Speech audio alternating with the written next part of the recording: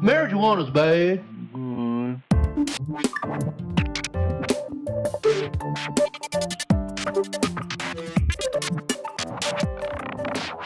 Hi guys, this is AK. Welcome to the 13th, lucky 13th, and final part of the Glitch Hop track with AK. I'm going to call this track Reproduction after listening a bunch of different times. I think that's a cool name and sort of meta on the concept of what we're doing. Anyway, for this final episode, I thought I would address mix. Now, I will be upfront about the fact that I've actually listened to this track a couple of times, not in headphones, so I can have a sense of, the stereo depth of things and where things are sitting in the stereo field. But I did still want to do a final sort of epilogue or postscript on how I went about addressing the mix and some things to think about when mixing your own tracks. So I guess the first place that I started is, and the way I like to start every mix is finding the loudest part, so in this case the drop, and looping that, and then checking out my metering. You really don't want anything hitting much above -6. Here my drop is hitting at -7. There's a -5 peak in there. That's okay. As long as it's around -6, that should give a mastering engineer plenty of room to finish the track. So once you get your, and the way I did that was by really adjusting the volumes of all these buses. Actually, now that I'm listening back,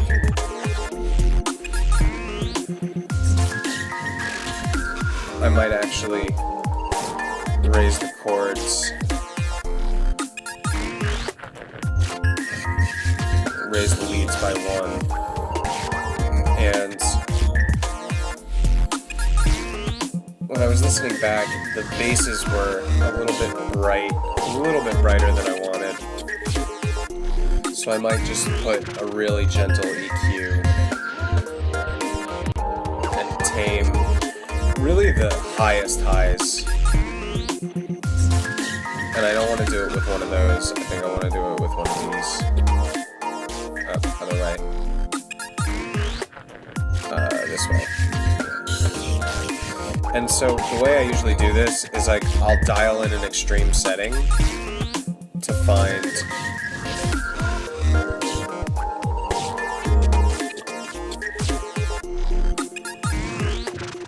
I really want the brightness little bump around 10, and then you can use this scale parameter to sort of dial it back. Now, it doesn't look like it, but there is still a bump that's being created right there. Perfect. So now that we have our volume sitting good, or sitting correctly in the loudest section of our track, the next thing that we want to do is think about panning. So the way that I like to do this is to actually unfold all of my groups and then minimize the tracks so I can easily see where they're all panned.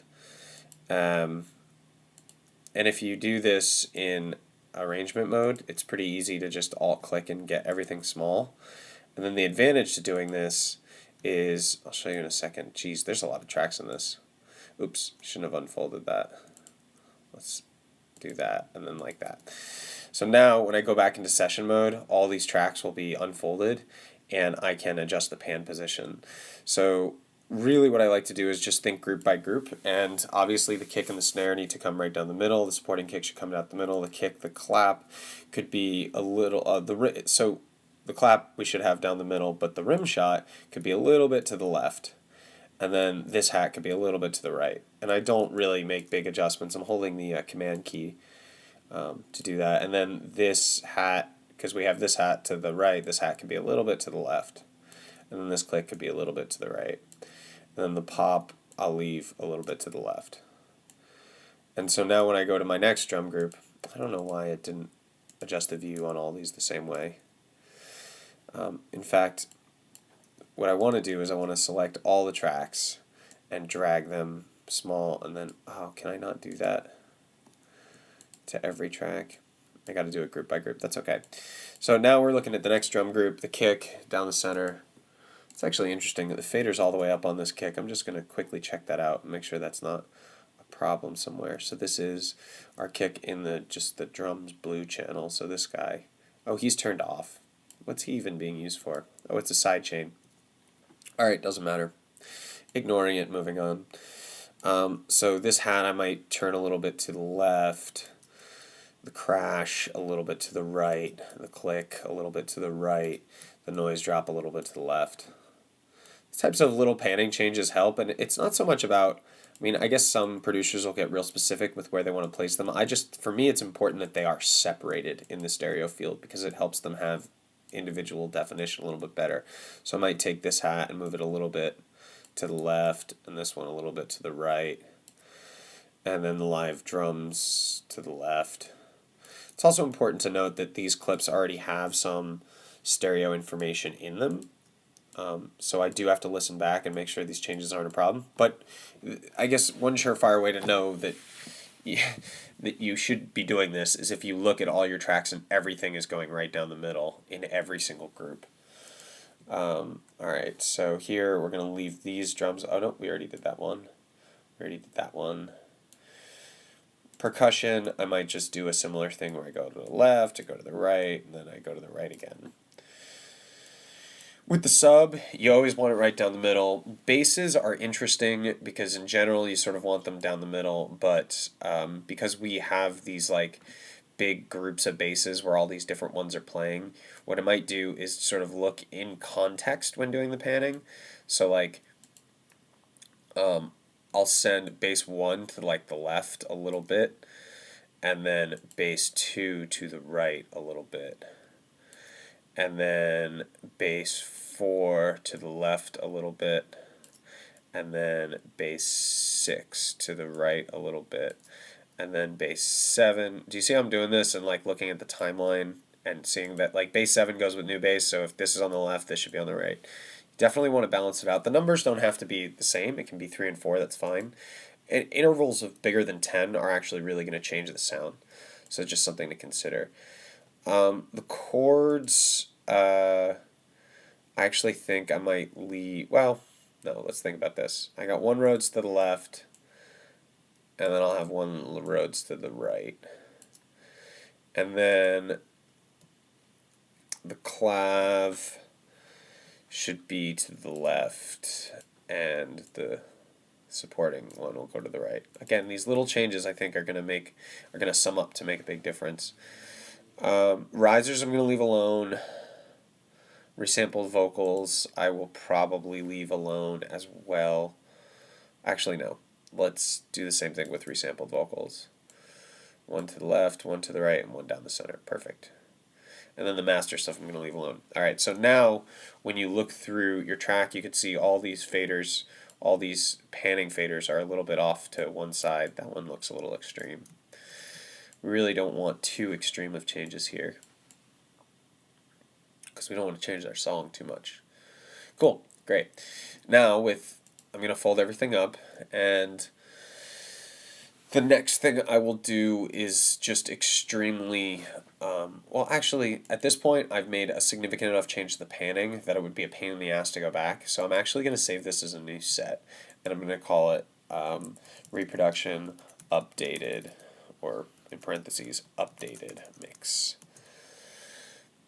So now I just have all these changes as a new version, and the next thing to go about cleaning things up, we don't need our notes track anymore in this version, unless we want to make mixed notes, but I think that's probably okay. So I'm going to delete the notes track as soon as this damn project saves.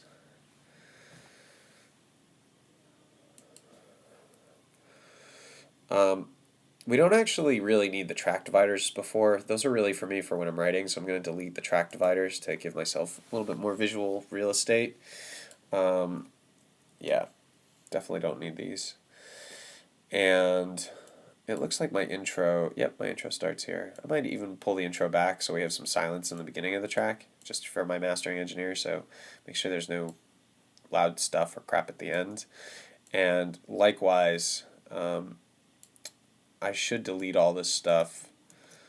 I might go through and use this for a collab. If you're watching this series and you want to collab on a track that consists of any of these parts, just send me a private message and I will happily, hook these up as stems and we can work on a collab together. Might be fun. And then the next thing I'm going to do is think about EQ. So typically, in a finished track, there's almost like an EQ and compression on almost every single bus. I don't always use compression on every single bus. I do pretty much use EQ on every single bus here. So the way I like to do this is actually to expose the Show Devices menu. And if you've never seen this before and it's blowing your mind that I'm in session mode now and looking at what different devices are on different groups, just do yourself a favor and look up a tutorial on options.txt for Ableton Live, or PM me. It's a great way of unlocking some little features, and this is something I really like because now I can come in here and easily like grab, I don't know, my favorite EQ, which is the Q2, and use the Q2 and just drag it into every group. So I'm putting, and what this is this is just a hard kill at 20 hertz. 23 hertz, because I really don't want any problems with low end. We are going to go in and actually deal with all these EQs, but for right now, I just want to make sure there's one on every channel. And that kind of sucks. It kind of sucks that when you use a group, it can't recognize the group. Let me see if, I wonder. Just bear with me while I do a little experiment here. I'm going to delete these Q2s that we dropped and see if I just drop a Q2 device. I'm pretty sure I want it to be stereo. Yeah. Will it tell me the name? That's what I want to know. Will it show me the name here? Oh no, that's some other device. Ugh, that's gross. I think I have to call it by its full name, which is FabFilter Pro Q2. And I find the component to be much more... Does it show me presets? Does this one show me presets? I find the component version to be much more stable. I almost always use AUs. Oh, it still doesn't even show me the name. Okay. Experiment failed. I'm going to use my preset rack with the low pass on it. Make Q2. Sorry, guys. Thank you for bearing with me. Cool. And this is at 23. Yeah, right. Okay. So the fastest way to do this is to copy it and then just paste it everywhere on every single track on the bus.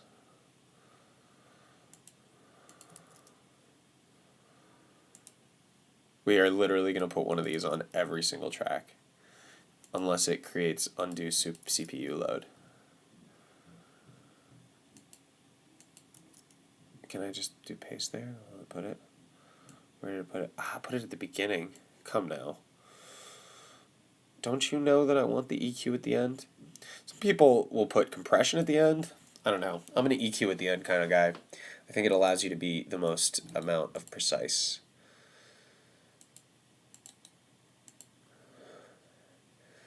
And again, this is gonna, we don't actually necessarily want to cut all the low frequency content out of everything, but we probably want to cut the low frequency content out of most things. And this is a surefire way to make sure there's nothing that's getting in the way. I find that actually when I do this and I just play the track back, it sounds cleaner with just a low pass at 20.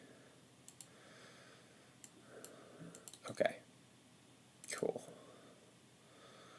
And some people would be like, well, why don't you put this on the master if you're doing it to everything? Well, we're going to go in and make little fine adjustments.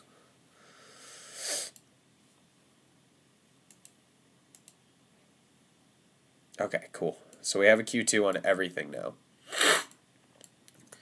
So, let's listen back.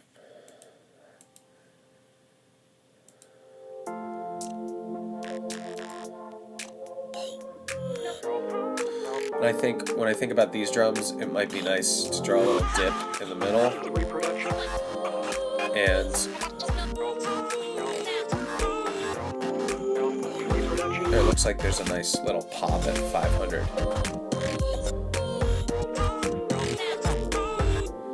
Which I want to be a little wider. This to be a little bit more specific. Now for these drums, we'll do something sort of the opposite and draw a cut around 5 and a boost around 1. That might even bring up the...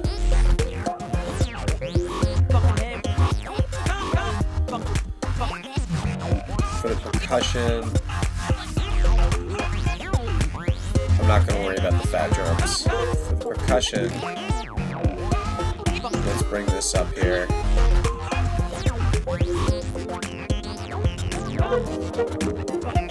And let's brighten it up. I'm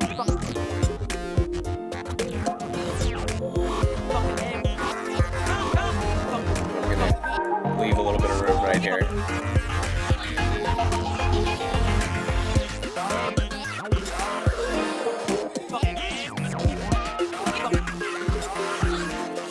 The sub. Let's see how the sub hits.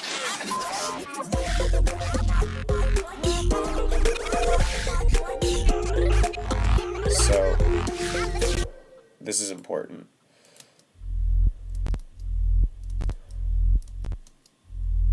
You can almost see where the grit is, and I actually want to push the grit.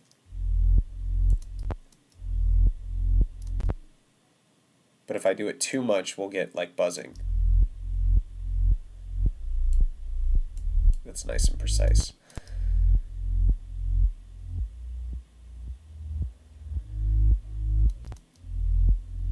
We want this nice and tight.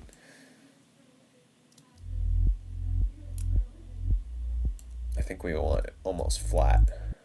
Oops. Oops. Can't hit undo when you're in a plugin. Alright, if I hold shift, it'll give me a really nice fine slide here. I think right there, 41. Cool. Alright guys, sorry for the brief interruption. I had a sort of a work call I had to take. So we EQ'd our sub, now we're going to EQ our basses sort of with our sub together first and then with everything else.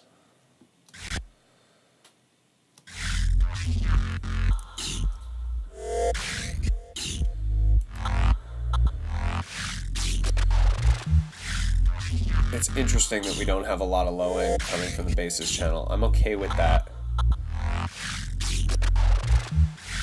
We definitely want to create a little gap for our snare.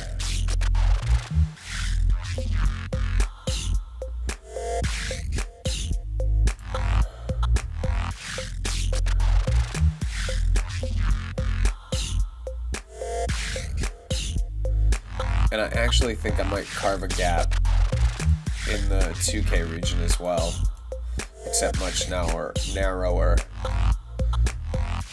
Yeah, hear how that warms up the highs? Always cut if you can.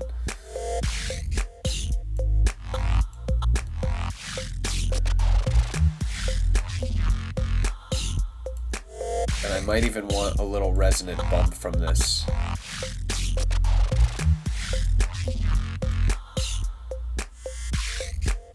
I keep forgetting that it's the shift key and not the control key.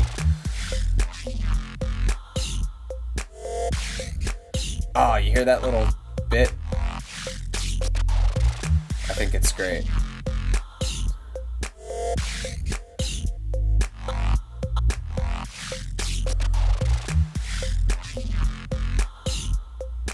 There it is.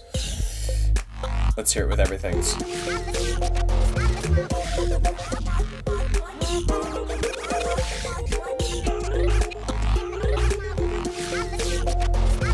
Still a little bit harsh, honestly. Maybe one more of these.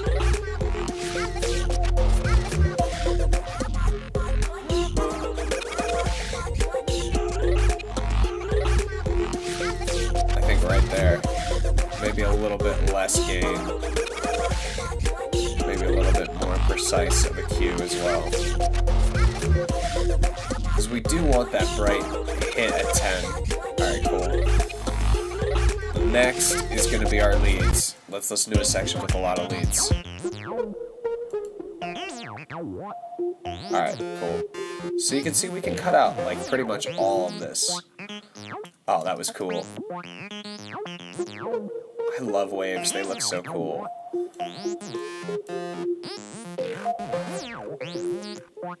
I actually think I want to brighten this.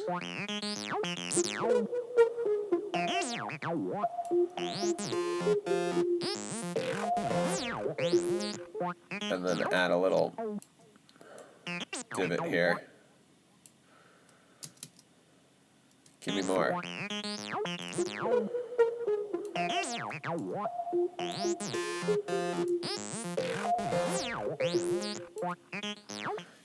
If you put a little divot by a peak, it reinforces that peak.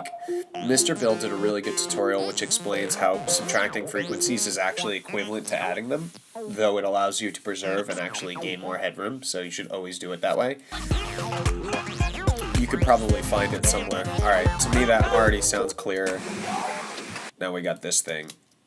What's the glitch lead sound like? Is there nothing on this entire... Oh, here it is.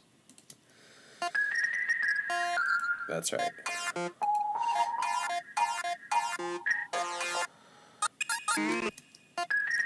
No problem reinforcing this. I have no problem reinforcing this. And I think this is actually too bright. And I want the body. So I'm going to do that by cutting, just using our last advice and cutting next to the peak. That will accentuate the peak without losing headroom, or while preserving headroom.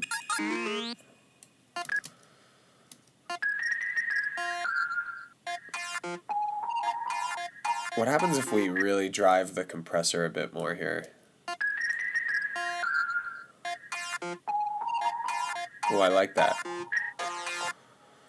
I think this actually needs to be...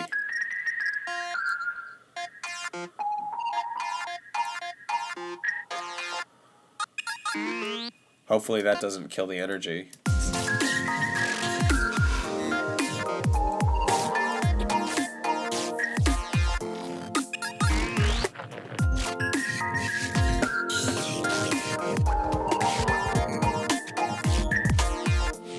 I think that helps it up. Cool. Alright. Next are our friends the chords. Let's get some chords going here. So I like to solo it sometimes to just get a sense of where the waveform is. Alright.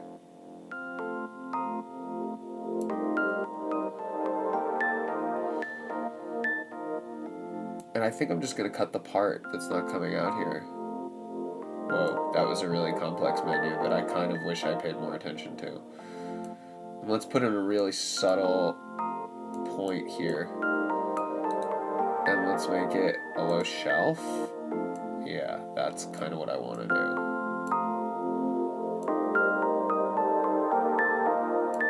Ah, that really made it come to life for me. Let's hear how it sounds.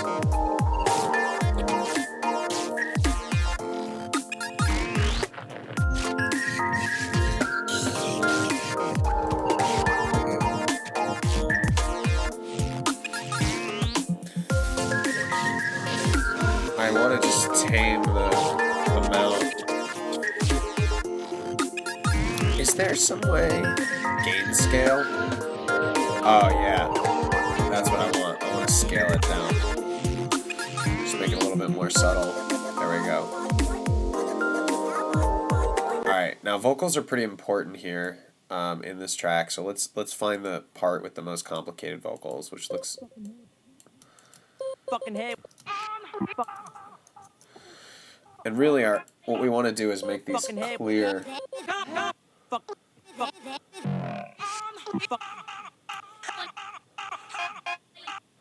And to make things clear, I always find just adding something in the 3K range will brighten them without too much. Oh, guys, all my EQs end up looking something like this, where I boost in one place and subtract in another. Cool. And then, actually, what I might do is copy this exactly, and then on the resampled vocal track, paste it in,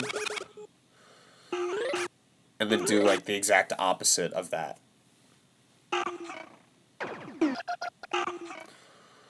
because it's like the glitchy version. What? Did it not copy my settings exactly? That's not cool. That's not cool, Ableton. Why you gotta be like that? Alright, I'm gonna make Q2 and move it over here and put it here. And then it should be the same shape. Yes, it's the same shape. And if I can find my scale, it looks like, can you go the other way? Go to 200. No, you can't. That's a bummer. You should be able to do negative scales. Feature request. But that's easy enough as going burp. Or actually, I'll just eyeball it and then we'll listen. Ooh, there's a lot of information there. Maybe we want to cut it more towards here.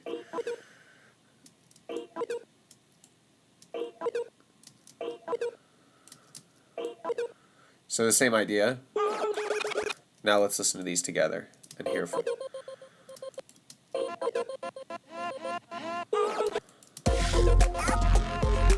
Yeah. And what I might even do... No, I'm not going to do that because we pan things. I was thinking of panning these differently. The resampled vocals, not the tech riser. I think that sounds good. Alright, now let's think about the tech riser. And then we'll almost be done mixing, pretty much.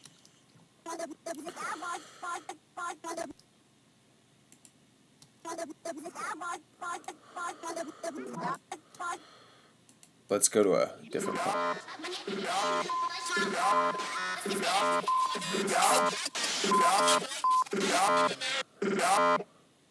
I think it's just going to be pushing the highs like that.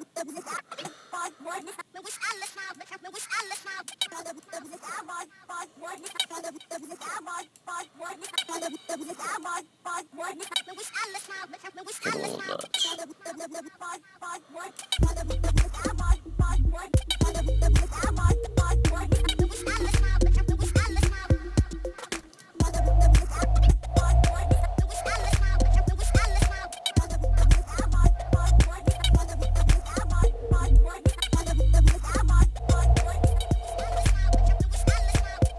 Ah, man. These are weird. There we go. I like that. See how I just sort of carved this out a little bit?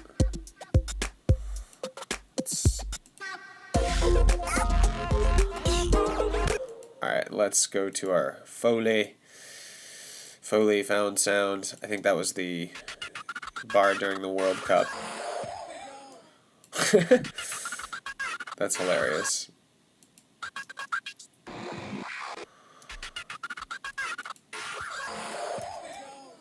Come on. So this is not helping us.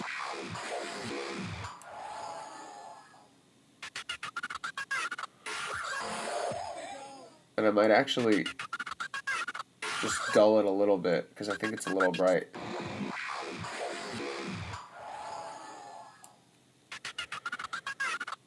Now let's look at this master.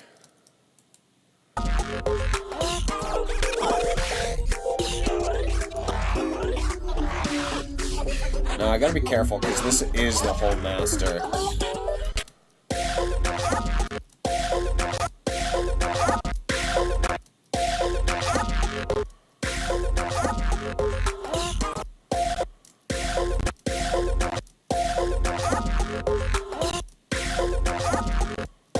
So this needs to sound kind of like this. It sounds a little bit different, so...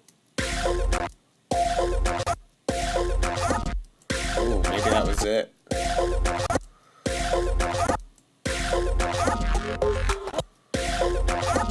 I'm not finding it.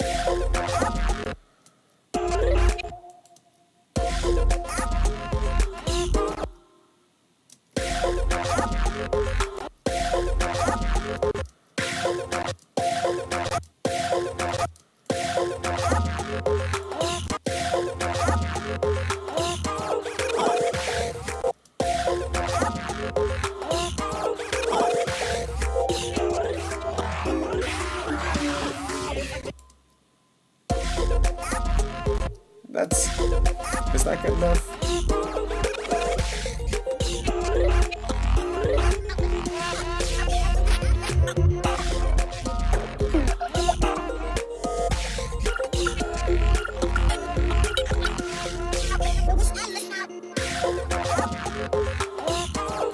It sounds too filtered to me, honestly.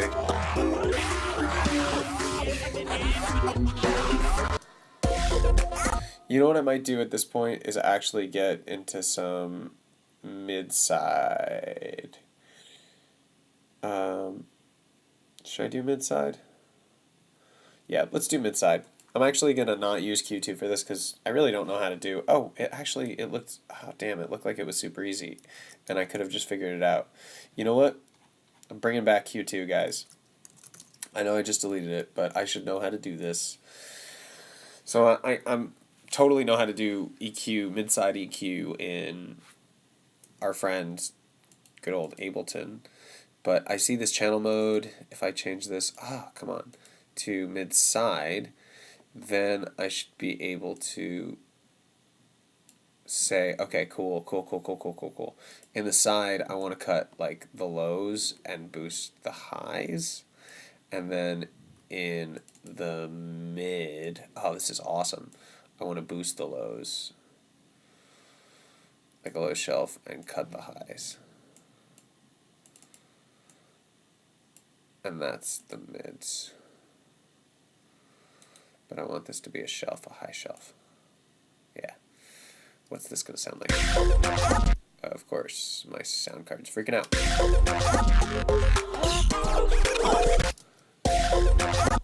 That's interesting. It's not what I want.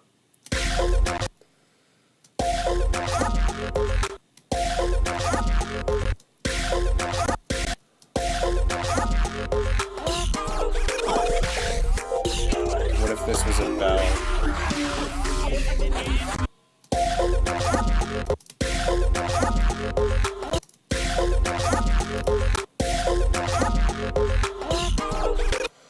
And then this might be a little bit crazy to do. Is this the only place where this occurs? I think it is.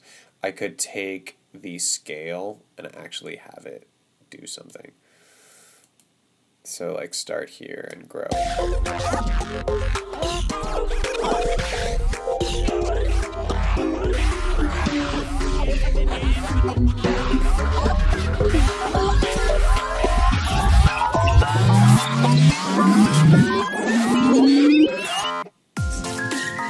Alright, so that's cool, but it's a problem for my volume.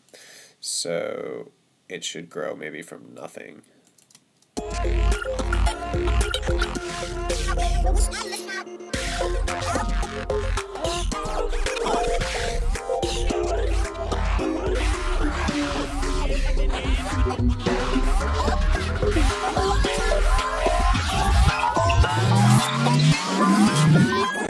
So in the last, it starts to become too much here, so we might have it like cut back down and then come up. What happens? What does that sound like?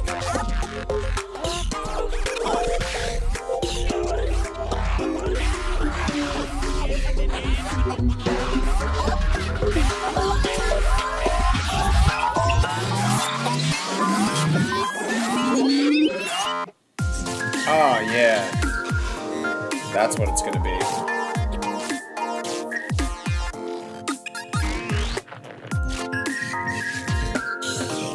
That sounds good. Alright, so I'm going to save this work because I think this is a job well done here. And I'm going to listen to the drop one more time in light of all the changes we made, and then I'm going to listen to the whole track through and just sort of say, yes, this is it. This is what the track is. This is what the mix is. It's time to move forward in the process. Because I still feel like the bass is a little bit bright now, just going into that drop. I really want the drop to hit, but I don't want it to hurt my listeners' ears. And I want it to be interesting. So...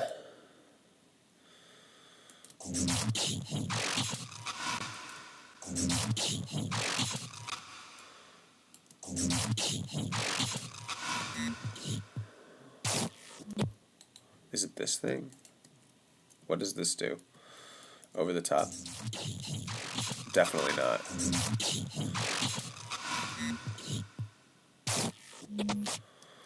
Maybe it just needs a little bit of compression love. Here's a good reason to put a compressor after something. I might just try the glue. Because I'm hearing a lot of dispersion between the bass, and I really do not want to put a lot of compression here. I do not want to overcompress this. So I basically want to get it so the needle's just moving. Right there, a little more.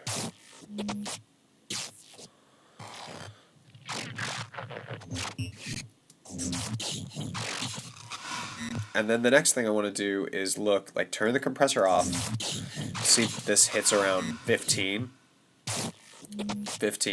So when I turn the compressor on and I set the makeup gain, I want it to be 15 or just above.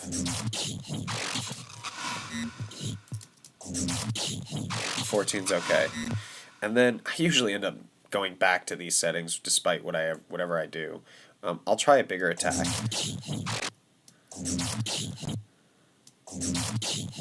I actually like 3.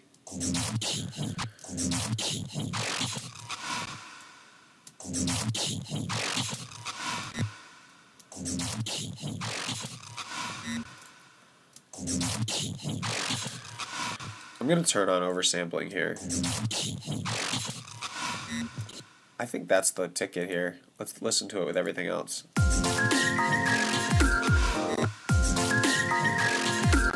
I think maybe one of those hits is just annoying me, or maybe there's too much reverb or something.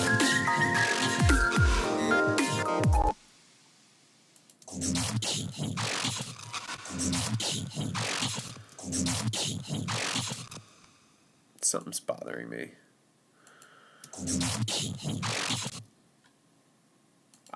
I think it's here.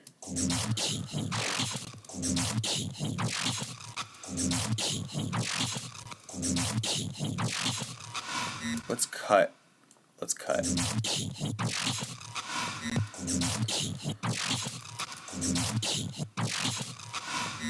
Or let's like have it like this.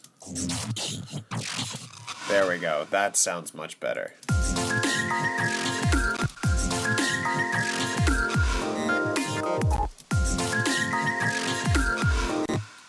That's way too much reverb as well. Do I have this reverb going nuts the whole time? Please tell me not. I don't. But might be nice to have a little bit though. Not nothing.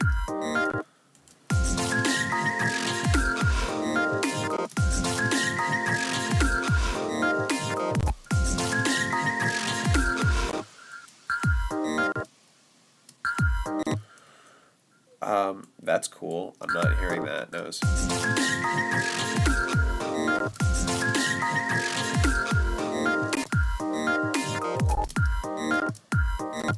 Let's jack this guy up.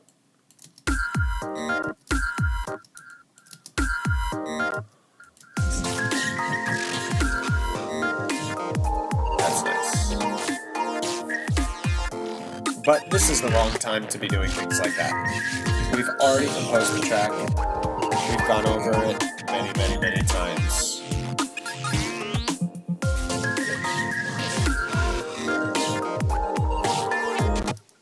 But this has got to have that break too.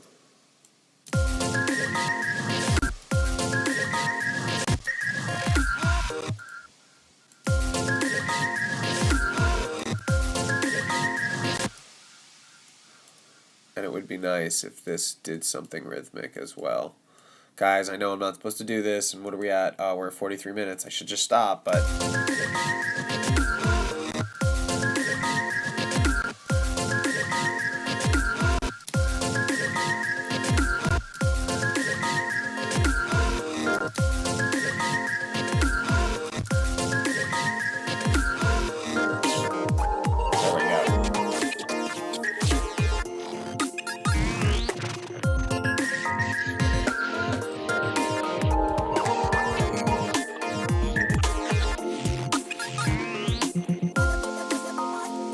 Alright, nice, cool. Where's all that reverb coming from? Huh. Where are you, reverb?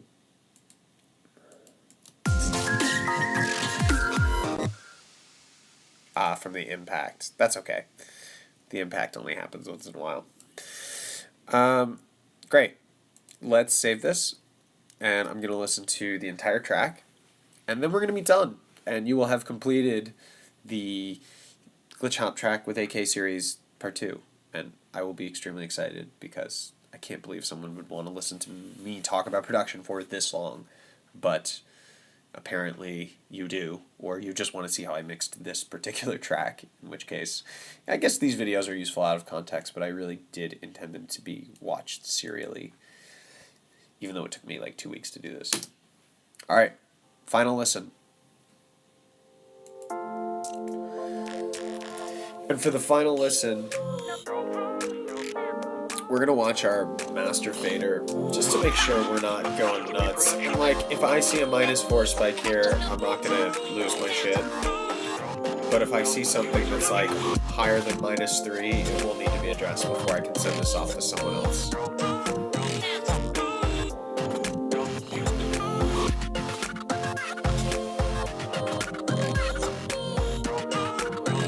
Definitely sounds cleaner.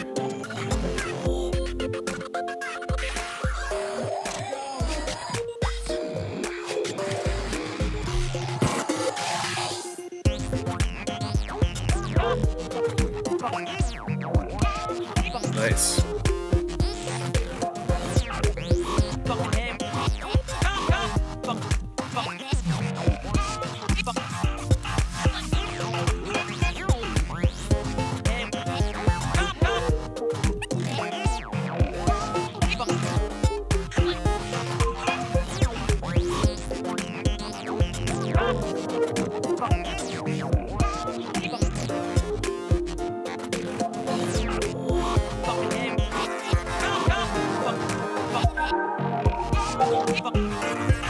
Yeah, this is sounding good.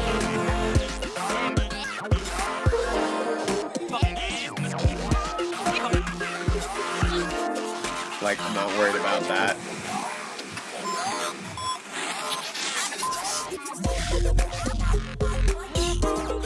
That hits nicely.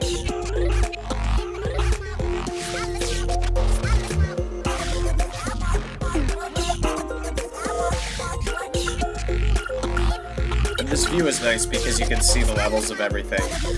So if I see a big spike, I can probably easily figure out where it's coming from. In theory, at least. Yeah.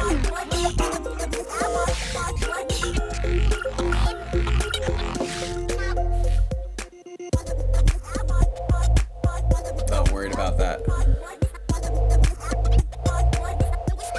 Not worried about that. Not worried about that. It's the sub.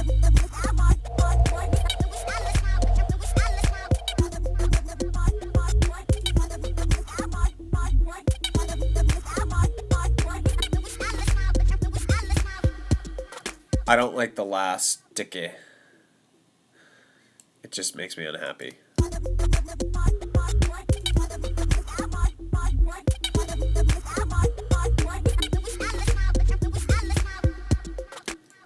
Yeah, it's that one. I don't like it. Let's listen back to the interlude. Yeah, I don't know what that 3's about. I'm not worried about it. It's still under -3.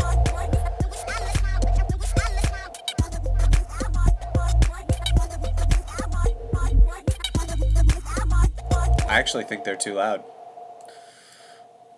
Is there anything else on this track? There is, so probably the best way to do this is just to, 12. Make it like 9.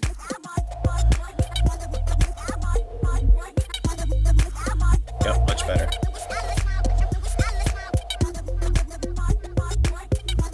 Like, I'm not worried about that 4. Actually, I still think they're too loud.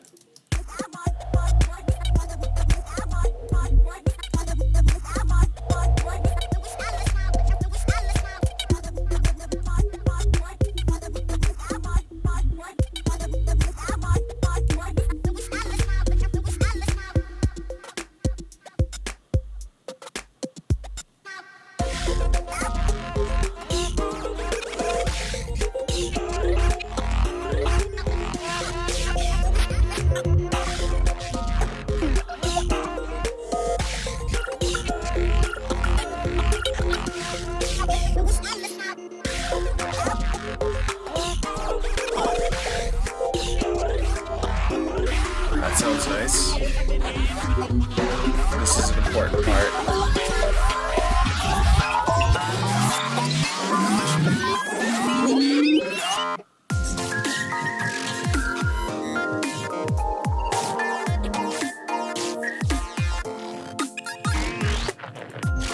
Yeah. Sounds good.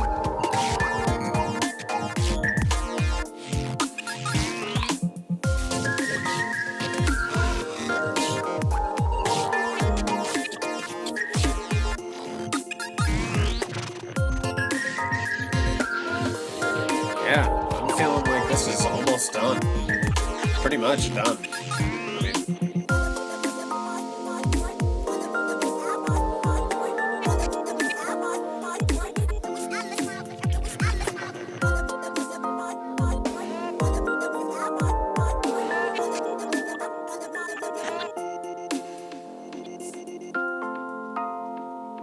Nice outro.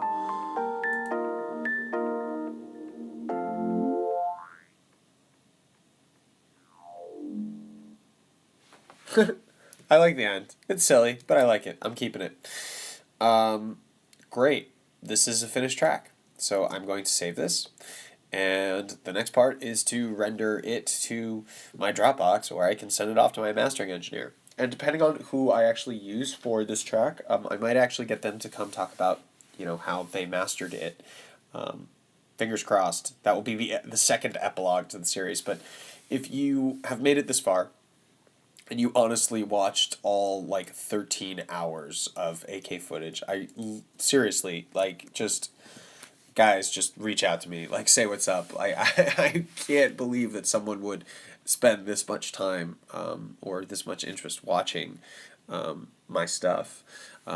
But in case you did, I really hope you learned something. I really hope it was useful for you. I had a blast making this, and I'm really actually quite psyched about this track. So the last thing that I will say, the last tip I'll offer, is that when you are rendering your stuff out for someone else to work on, you definitely do not want to render as a loop. You want to make sure you're selecting exactly the time that you want, even including, and you'll notice that's another reason to have this parts thing on top, is because I can easily select, put some silence in the beginning and in the end. And you want a wave or AFF, doesn't matter. Some people will render it higher. 44.1, if your live settings are on default, just leave this on default. Always 24-bit depth, never add dithering. None of this other stuff matters, but do not convert your thing to mono. All your stereo information will be destroyed. Don't worry about any of this other stuff. But that's pretty much it. So I'm going to put this in my Dropbox folder, sign off, and I'll see you guys in future tutorials. Thank you so much for spending time with me and watching the series. So until next time.